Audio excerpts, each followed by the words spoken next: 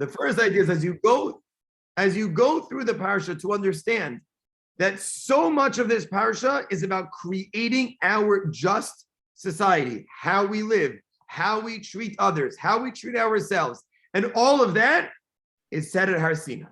So just let's share a few examples throughout Parshat Mishpatim of where we see that. So for example, there is a concept, let's say you go on vacation. It was just a winter vacation for many schools. So you go to vacation, you come home and you realize that there was somebody squatting in your house. They realized you were away and they stayed in your house for a few extra days. So this is called a squatter in our terms.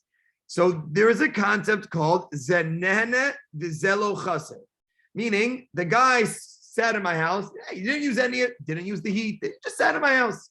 So he benefited and I did not lose anything. So in American law, what we call common law, the squatter is obligated. He's got to pay something. In halacha, the Rambam says he's pater, he's exempt. Zenene v'zelo chaser. Why is that? Why is he exempt? So there's a number of opinions. For example, the Pnei Yehoshua explains to Yeshua folk in the 16th, 17th century that after he's already lived there, Ein Kovin al Midas Sedom. The squatter has already left. He didn't lose anything. You don't make him pay. And others explained, like, we're only going to make him pay if you lost something. But there's something else. And listen to this. The guy, you come home and there's somebody in your house and you're very upset and you're very angry, right? What are you angry about? Did you lose money? You didn't lose money. Did you lose ownership? Still your house. Still your house. There is a law in Texas, actually, that if you could squat in someone's house for enough time and they don't kick you out, you could actually claim ownership. But let's assume for a moment that you didn't lose money.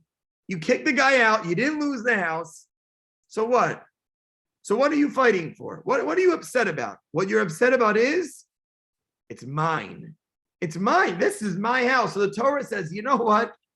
Is that feeling so bad that if for a moment we recognize that I don't really have anything that's actually mine, that ultimately all I have is what's God's. And therefore, civil law protects the rights of the owner. That's why common law would say, in this situation, he's chayav, he's obligated to pay. You can't stay in your house. But in our system, the Torah creates a more just society. There must be an order. And the ultimate goal is that we have to protect our money. But we can understand what Rashi says. What is the connection between these judgments, these cases, all of these laws in the Sanhedrin and the Mizbeach? The Maharal explains that when I offer a korban, a sacrifice, I say to God, it's yours. And what I want most is that I use what I have in your service. Parshas Mishpatim is about, we have all of what we have, our stuff, our physical stuff, our property, our homes, our money. How can I use it in the service of God? The same way that when I offer a korban, it is used in the service of God like the Mizbeach did. When I have stuff in my life, I use it for God. And that's what the Sanhedrin, that ultimately we're not owners, not on other people, not on other people's money, and ultimately not really on our own money. Just look at the Parsha. The first thing we talk about is the Eved Ivri. The Eved Ivri, we go way above and beyond. Maybe one day we'll give a whole shiur on the Jewish approach to slavery, which is a fascinating topic. You can read about Lincoln, and about Lincoln and the Jews and the freeing of slaves. There's a lot of history. But when we have servants, we treat them better. If we have one pillow in the house, he gets it. Right? We provide for them way more than we provide for ourselves. So therefore, this whole parsha is about making sure that we use what we have in the service of God, and that we are creating a society in which no one is ever overlooked and everybody is cared for and everybody is looked after. And just to prove it, one more law in this week's parsha. One of the great challenges you can have as you open the Chumash is to ask yourself, like, what is the connection between all of these different halachos and why does one lead into the next? But we find a very interesting halacha. In Perek Chav Beis, in Perek 22, the Perek Chav tells us about the ger lo soneh. You can't oppress a ger, right? You can't taunt them. What exactly is this law? What we call onoas devar. So there is a wild medrash. There's a wild medrash. The medrash tells us, we know that there is one of the very, very sad periods of time for the Jewish people is the story of the Asara Haruge Malchus, the 10 martyrs, right? The years in which 10 of the greatest leaders of our people were killed. And it's such a heart-wrenching story that we read it twice on the most emotional days of the year, once on Yom Kippur and once on Tisha B'Av. Right? And as we read these stories, we're not only the only ones that struggled with why is this happening? The Medrash shares a very sad but powerful conversation between the only two of the Asar Haruge Malchus that lived at the same time. We know that they spun a wide years in range. They did not all live at the same time. But Rabbi Shimon ben Gamliel and Rabbi Shmuel Kohen Gadol, they lived together. They lived at the same time. And the Medrash says, Tafsu es Rabbi Shimon ben Gamliel and Shmuel Kohen Gadol. They grabbed them. They took both of them, the greatest leaders. They were contemporaries. And Rabbi Shimon begins to cry. So Rabbi Shmuel turns to Rabbi Shimon ben Gamliel and he says, why are you crying? In 2 more steps, you're going to be embraced by the greatest of tzaddikim. You could do an entire year series as the Gedolim and the Tanaim that died martyrs' death from the times of the Tanaim, Rabbi Shimon ben Gamliel and Rabbi Akiva to the Holocaust and beyond, to Rabbi Yochanan ben Zakkai and Rabbi Eliezer, that on their deathbeds, they're crying and they're asked by other colleagues and other Talmidim and students, why are you crying? So he asked Rabbi Shimon, why are you crying? Says Rabbi Shimon ben Gamliel, She'eni yodea man ani neharag. I don't know why I'm dying.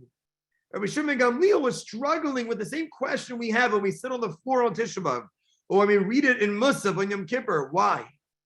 So Rabbi Yishmael asked Rabbi Gamliel, Rabbi Gamliel, was there ever a time that someone came to ask you a shaila, and that person had to wait? Maybe you were finishing what you were drinking, you had to put away your talis or tie your shoes, and you told him you have to wait.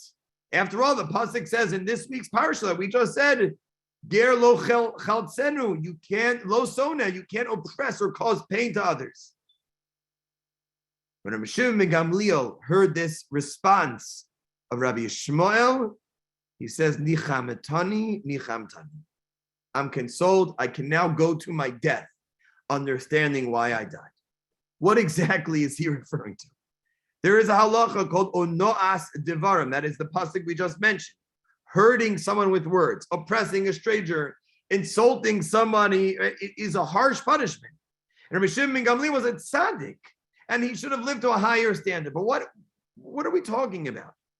Onoas devarim, the Rambam tells us, is that I can't say to a Baal Tshuva, hey, remember back in the day when you weren't from and you used to eat this or go there because you weren't religious yet? If you said that to a Baal Tshuva, you violated a Torah commandment. If you say to a ger, remember ger, before you converted, you used to do that or worship this or go there, you violate a Torah commandment. It's called onoas devarim. It's not that I insulted you.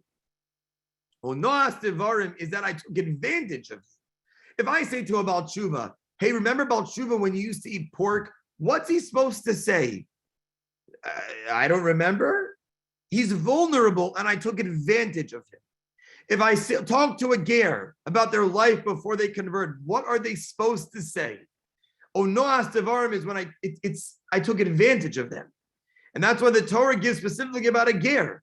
According to the Rashbam, the Torah simply used ger because it's so easy. But the Shadal, Rosh Moldav Lutzatu, explains that anybody, that a ger who has no support system, so they come and you took advantage of them. So Rabbi Shimon ben Gamliel understands, thank you, Rabbi Yishmael. I understand that somebody came to ask me a question. Could they have waited a minute? They could have. But where were they going to go? They came to ask me the shaila. I took advantage of that time. And that's why Rabbi Yishmael says to him, and that's what this halacha is, and that's what this parsha is. The ger lo soneh is not a chesed, it's not charity. It's how I treat others. That I create a sense of around that we have a community, that nobody is left out, that I imitate God when I act in this way. If somebody reaches out to me in any way, that I don't turn them away.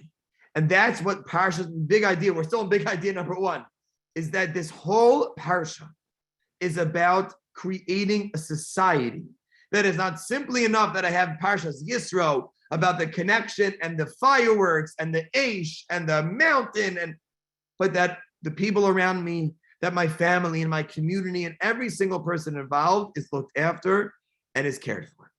You know, there's a wonderful story that's told that in the old city of Yerushalayim many years ago, there lived an exceptional Talmid Chacham. He was known as Rav Zalman Rav Nassim, and he was regarded as one of the most respected esrog, poskim in the generation. People would come to him, hundreds and hundreds of people would line up at his home days before Sukkot to inspect their lulav and their esrog. And he would say, this one is good, this one is better. So one year it happens that it was very, very busy, extremely busy, and outside the home of Rav Zalman Rav Nassim. So finally, after Arab Yontiv, it's so busy, it's finally ready to get a quick shower and go to shul. He's approached by a young boy. This young boy, his name was Aaron, and he was the son of a very, very well-known Talmid Chacham, Rav Avram Moshe Katzenellenbogen. So the little boy says, "Oh, Rav Zalman, can you look at my esrog? My father got it for me." His father was a massive Talmid Chacham. "My father got it for me, but can you look at it? Can you check it over?" Rav Zalman, calls out. He says, "I know your father. If your father said it's good, it's good." This young boy is devastated. He wanted to bring his esrog to Rav Zalman Rav Nassim, the leading posek in all of esrog shilas. So the next morning, the first day of Yontif, Rav Avram Moshe Katzenellenbogen is learning in his sukkah before davening, and there's a knock at the door.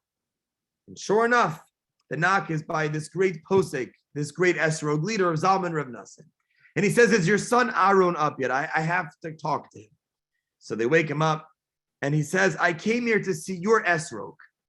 So the boy says, "You told me yesterday that it was good. I should ask my father." He goes, "Yeah, I said that, but I really should have checked it. I was very rushed. Can I please check it?" So he goes, he gets his esrog and his lulav, and he brings it to this great posek. And Rav Zalman Rav Nassim looks and he says, "Young man, what I told you yesterday wasn't even close. Your esrog is so magnificent that I want to trade you your esrog for mine. So you take mine and I want this one." So of course, this young boy, he says, "No, thank you. I want to use the one my father bought for me, but now I have your approval." And as he got up to leave, Rav Zalman Rav Nassim sees this other Talmid Chacham, and he says to him, "A young boy is also a person." This is what Mishpatim is about. Mishpatim is about creating a sense of community and the laws that help us do that. That we have so many laws, bin adam lechavero, because we are nothing without bin adam lechavero. And if we don't follow through on these laws, and if we don't understand that the impact behind them is not just that I would have thought about it anyway, but that I understand that they are there because my community is important. And that's why the right after this, the psukim tell us, and then we'll go to idea number 2. We're already running out of time. Right? Let's say somebody owes you money, and then it's time to pay up, and they don't have the money yet. You can take something from them as a mashkan, as collateral. But if all they have is a garment, they only have a coat. So when they need the coat, you have to give it back to them. And the pasuk is very dramatic. You have to return it to them. And if you don't, they're going to cry out to me, Hashem says, and I'm going to listen. It's very dramatic. Why is it so dramatic? So explains Rabbi Yaakov Weinberg. So let me just I shared a story a few weeks ago in kids. I'll just share it briefly. Rabbi Yaakov Weinberg understands his pasuk the following. And Rabbi Yaakov Weinberg was known as the Sri Deesh. He experienced the fire of the Shoah. He survived, settles in Switzerland, had a yeshiva, passed away in the 1960s. He's buried in Israel on Har Menuchos, and he's known as the Sri Deesh. Fascinating person, a gadol b'Torah, from the greatest poskim of the generation. He ran the Hildeshammer Yeshiva And he was a major posek in pre-war and in the Warsaw Ghetto. And he tells a story. The story is told about him that in the Warsaw Ghetto, hunger and disease was unbelievable. People were dying left and right. And every day, people just dropped dead. And they just left them in the streets. And one day, Rabbi Yaakov Weimer came out of his house, and he looks down, and somebody was mamish at the bottom of his steps, a Jew dying right there. So he runs up, it's Shabbos, he runs upstairs, he grabs money. People had sent him like dollar bills and different currencies. And he comes down and he stands on Shabbos with these money in his hands, and he says, Yidin, Geitzach nicht farbai, which means you cannot just walk by. Don't pass this man. You can't bring him to a hospital, bring him to a bed, make sure there's a kvura, and I'll pay for it. And Dr. Simon writes in his Warsaw Ghetto diaries that from that point on, nobody just walked by a Jew. So says Rabbi Yaakov Weimer on this pasuk, we can't lose sight of what this law is about. The entire purpose of the pledge is that you'll pay me the money that I'm owed. So the Torah is commanding you that every night you return. Imagine the scene. Every night the creditor gives back the shirt. Every morning he comes to retrieve it. Says the Sri Deish. Under these circumstances, it's likely that the person is going to pay back his loan. The guy doesn't have a shirt. Think he's going to have money? He's got one shirt left, one coat left. And says the Sri Deish. That's something amazing about our civil law. In this case, law favors the creditor, and the Torah still demands we take care of everybody else, even if you're owed money. Yidin geitzach nicht farbai. You cannot just walk by. That's Parsha Mishpatim. So idea number one was our big idea, is that there is so much in this parsha. Every law, every mitzvah ben adam lechavero is to create a world and an environment and an avira and a community in which we are good people, we are good-hearted, we look after others, even so much so that I am owed money. I am still making sure that I look after you. And that, go through the parsha, see how many times this comes over and over again, to care for the widow and to care for the ger, to make sure they're supported. I remember sitting in many meetings with the Rabbi Gedalia Dov Schwartz, on the Gerus Commission of the CRC. And numerous times he would say, we have to make sure that there is a support system in place for this potential convert, that we're there for them, that there's a community around them. That's idea number one. Idea number two is much briefer.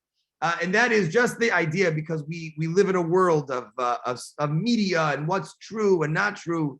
This idea of truth, of emes, and we find it in this week's parsha. In Perek Chav Gimel, when the pasuk says Midva Sheker Tirchak, right? The story is told about Nechama Leibowitz. And Nechama Leibowitz, once in a parsha class, she asked a group, "How do we know that Jews can't lie?" So there's different suggestions. So some, none correct. So she pointed to this pasuk Midva Sheker Tirchak. She then asked for the source of how do we know that you can't sell a Jew, an Eved Ivri, into indentured servitude. Okay? And everybody knew the pasuk. They fell into her trap. What was her trap? She says, how come immediately we knew about an Eved Ivri, an institution that we haven't practiced for thousands of years, but that somehow the direct source to not lie, you couldn't think about. What a move by a great educator, right? And that's the Chama Leibowitz. She got him. So then she went on to explain. She says, she paused. She let them recognize they didn't know the answer. And then she explained that Eved Ivri comes with so many rules and details. So to ensure that they observe the information, they go slowly, they offer charts, quizzes. But it's very simple. Don't lie. Right? Everybody, don't lie. Tell the truth. Let's move on. But what does it mean, Miva Sheker Tirchak? What does it mean, Tirchak? Would it be easier to say either just don't lie or always tell the truth? What does it mean, Miva Sheker? Always distance ourselves from false words. So it very well could be, as the Sforno explained and the Sefer HaChinuch explained, you have to be careful. Only say things in a way that can't be false. It's even possible the pasuk is referring to judges should be careful in how they talk. But perhaps it's referring to something else. We're all human. We can witness and experience things through our own lenses. We can look at the same event and have very, very different outlooks. Right? If you remember a number of years ago, that whole scene in the lawn with the high school kid from Kentucky and whatever the story was, but the whole thing was blown up to be the story that never, ever happened. But we see it, we perceive it, we make assumptions, and that's what we think is truth. Minva sheker tirchak. In other words, the Torah is saying not just not to lie, but you have to stay away from assumptions, from half-truths. That in our world, especially very true when it comes to what we say, what we share. The Torah is saying that when we're searching for the truth, err on the side of caution. Because the end of the pasuk tells us, "V'naki v'tzadik al taharog." Don't execute the innocent, the righteous. Kilo atzdik rasha. The last phrase means Hashem saying, "I'm not going to exonerate the wicked. If we let someone off who's really guilty, Hashem will take care of it. We have to make sure midva sheker tirchak. We live in a world of assumptions. We live in a world of half-truths. We live in a world where I want to be the first one to pass away information. Sometimes we have to say, I don't know. I got to verify. I got to confirm. Let me ask somebody, or better yet, let me just not talk about it anymore. And that's midva sheker tirchak. So be careful to stay away from assumptions. So let's end with idea number 3. And that is what happens at the end of this week's Parsha. I'm sure whether you have your own children or grandchildren, or you remember when you were a child, that on probably every single Parsha sheet in the world, in last week's Parsha, there is this question, which is, what did the Jews say when they got the Torah? And every kid says, Nasa v'nishma. And the answer is absolutely correct. Nasa v'nishma. The problem is, Nasa v'nishma is not in Parshas Yisro, last week's Parsha. Parshas Mishpatim has Nasa v'nishma. So the question is, how do we make sense of this? It's very clear. If you go to the end of Mishpatim, the last 7, 8 psukim, the end of Parsha Perek Chav Daled, the whole Perek Chav Daled is the sort of the end of Kabbalah SaTorah. And at the end, you find Perek Chav Daled, Pasuk Zayin, Vayikach Sefer HaBris, Vayikra B'Osnei Ha'am, Vayomer, and the Jews say, Kol Asher Dibar Hashem Na'aseh v'nishma. So let's recap. Last week's Parsha, we got the Torah. This week's Parsha, we have all these laws. This Perek Chav Daled, Moshe approaches God. They have her some sacrifice, and then they say, Na'aseh v'nishma. But weren't we told that they said Na'aseh v'nishma when they got the Torah? So answer number 1 is very simple, says Rashi. No. Rashi's approach in general is Ein mukdam u'mu'uchar b'Torah. There is no such thing as a chronological order in the Torah. Now, it doesn't mean that Rashi believes that it was arbitrary, Noah, then Alech Lecha maybe. There's obviously an order to the Torah, but if there is a reason to move it, it's okay to move something. So according to Rashi, this happens earlier. And the great message of Na'aseh v'nishma is exactly that. We didn't even know we were getting into it. Right away we said, Na'aseh v'nishma, we'll do it, we'll listen, we'll understand, we'll take it all. And we'll take it all. The Ramban disagrees with Rashi. The Ramban says, no, yesh mukdam u'mu'uchar b'Torah. There is chronological order. And therefore, what's even better of the Ramban is we listened to it, we heard it all. Very impressive, right? Sometimes you see summer counselor job. It looks great. And then they tell you what's involved. And you're like, well, it doesn't sound so great anymore. I don't know if I want to do that. So here the Jews, they were very excited. They got the Torah. They heard all the laws. Then they heard, you have to watch this. Your animals have to be careful. And then they still said it. It's a pretty impressive thing. They actually read through the entire Apple agreement on your iPhone. Okay, when you just scroll down to click yes, they look through the whole thing. And then they say, yeah, we're still good with it. Okay, but there's one more lesson that I want to end with. There is an interesting pasuk that I just mentioned. Moshe initially tells the Jews way earlier, all the commandments that are going to be forthcoming in Parshas, the beginning of Parshas Yisro, you're going to be an Am Segula, you're going to be this treasure nation. Wonderful. We then come back to this Parsha, and the pasuk says Vayikach Sefer Habris. What is this Sefer Habris? He takes the Sefer Habris, Vayikra B'Osneim, and he tells it to them. And then they say, Na'aseh v'nishma. So Rashi explains, what is this? Mibreshis v'ad matan Torah. U'mitzvos shenetztavu b'mari. You know what he tells them? Jews, it's story time. Let me tell you what happened.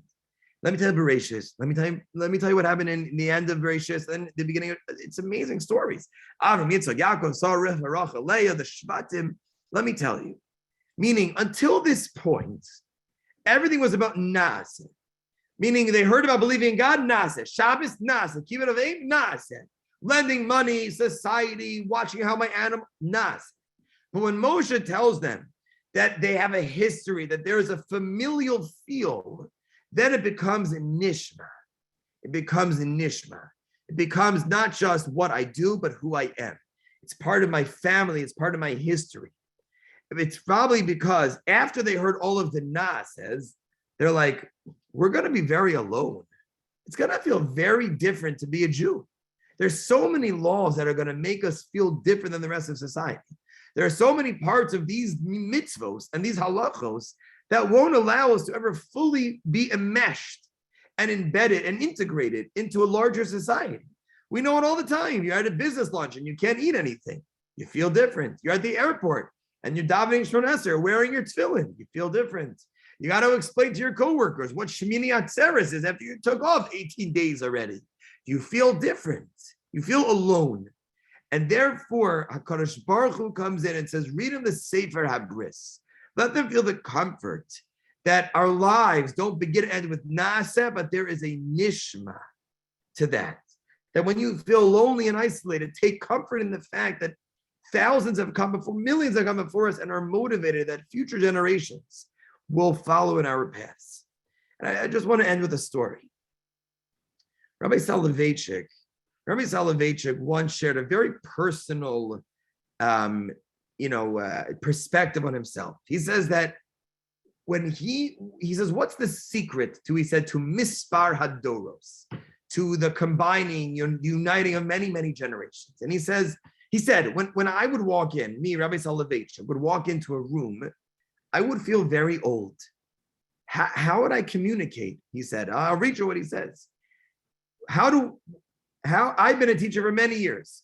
Whenever I enter the classroom crowded with boys who could be as far as age is concerned, my grandchildren, and I enter and I am old. And when I enter in a very pessimistic mood. I enter the class in despair and I ask myself every time, can there be a dialogue between an old teacher and young students? This is what he asked. This is Rabbi Soloveitchik, the greatest rabbi, one of the greatest rabbis the last 200 years. He walks into his classroom and the first thing he wants to know is, how will I connect to this generation? And he explains in an unbelievable, beautiful, emotional, to me, when I read it, it gives me chills. He describes that when he sits down and he opens the Gemara, he says, when we learn, he says the visitors show up. Some of the visitors lived in the 11th century, some in the 12th century, some in the 13th century. Some lived in antiquity. He says Rabbi Akiva, Rashi, Rabbeinu Tam, the Rabbi, the Rashba, they come into his home. And the Rambam says something in the Rabbi, for the Rav, they were living. They were next to him at the table. And he explains that generations, young boys, 22, 23, 24 years old, one generation, then my generation, then Reb Chaim Brisker, and then the Shach, and the Rashba, and the Ramban, the Rambam, and Rashi, Rabbeinu Tam, and the Gaonim. We all speak one language. He says, this is the merger of generations. And I emerge, he says, young and elated, younger than my pupils. And that's what he explains, is the Mesorah community. Torah binds us. Torah unites us. Torah connects with my Mesorah. My students ask me all the time, like, why do we have to learn Gemara?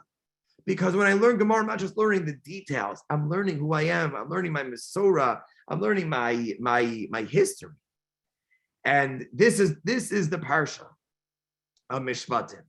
Number one, it's about creating not just laws, but living a God-like life in everything that I do. To care for, to look out for, to be compassionate, sensitive, caring, understanding of those around me. that all the laws that we have are all from the Ribono Shel Olam, and they help us live a more refined, meaningful, and passionate life. And that ultimately what we do is part of our Masorah, and it's part not just of the Naaseh, but ultimately is part of our Nishma. I wish everybody a wonderful end of your week.